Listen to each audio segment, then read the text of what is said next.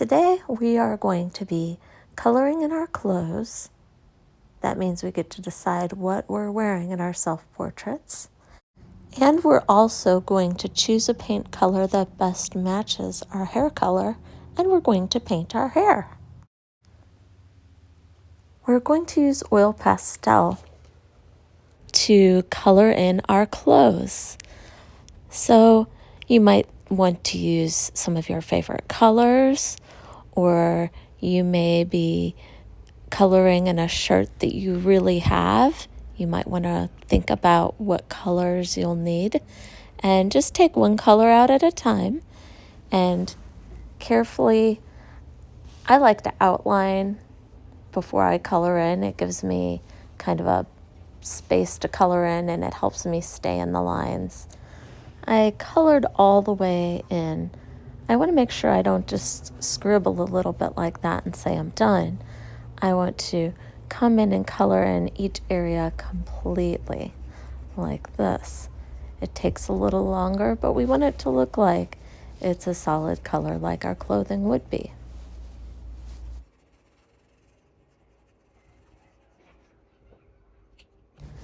I'm going to put my oil pastel back so someone else could use that color, and I'm going to switch to my new color.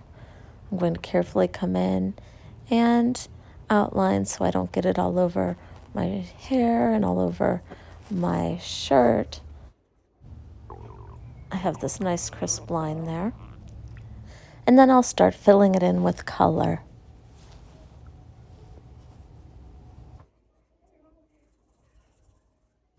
Okay, I'm going to stop there because I want to start a new color under the blue. So I'm going to switch to the other side and do the same thing, outlining first and then coloring in second.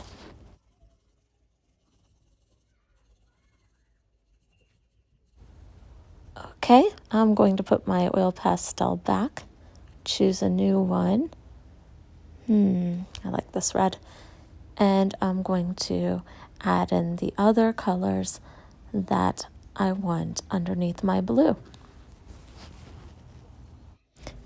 Be thoughtful in the colors that you choose and work slowly and carefully to color in your clothing.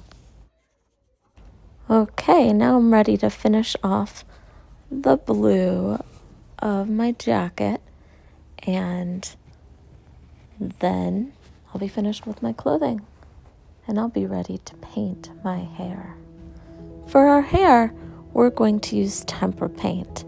It's a liquid kind of paint, and you'll just be using one color, so there's no need to wash out your brush.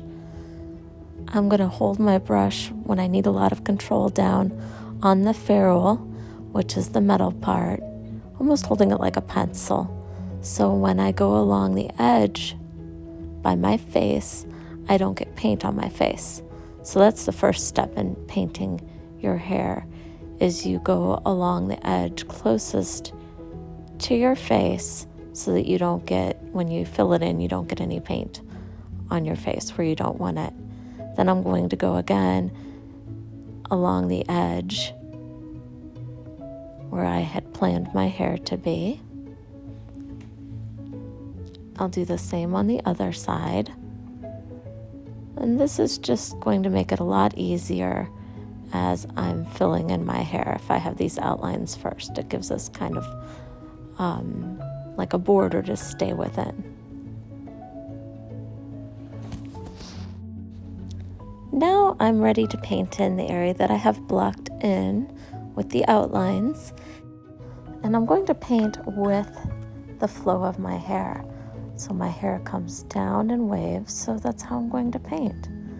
I want to use a back and forth motion of the brush to smooth my paint out, going in the direction that my hair grows.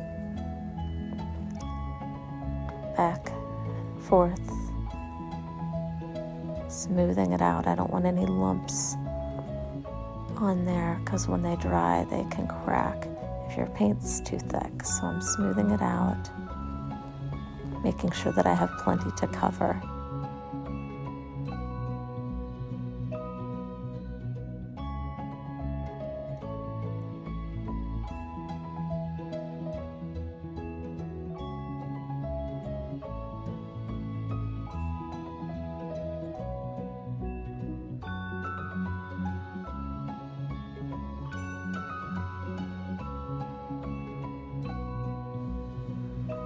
few tips for short hair. Once again, go along carefully by the face first. Make sure that your hair is indeed coming down to your forehead, that you're not just putting a little patch of hair on top. Otherwise, it makes you half bald. I go along the edges by my background, and then I fill it in, painting in the direction that the hair grows.